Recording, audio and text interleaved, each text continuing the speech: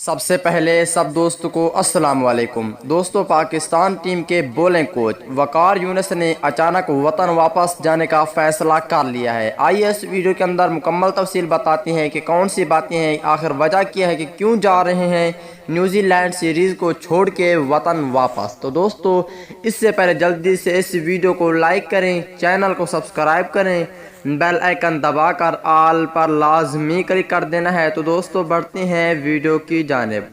دوستوں، وقار یونس 26 جنوری سے جنوبی افریقہ کے خلاف شروع ہونے والی سیریز سے قبل ایک بار پھر قومی اسکواڈ کو جوائن کر لیں گے۔ منصورانا منیجر نے کہا کہ قومی کرکٹ ٹیم کے منیجر منصورانا کا کہنا ہے کہ دورہ نیوزی لینڈ کے بعد فوری ہمیں جنوبی افریقہ کے خلاف ہوم سیریز کھیلنی ہے جو 14 فروری تک جاری رہے گی۔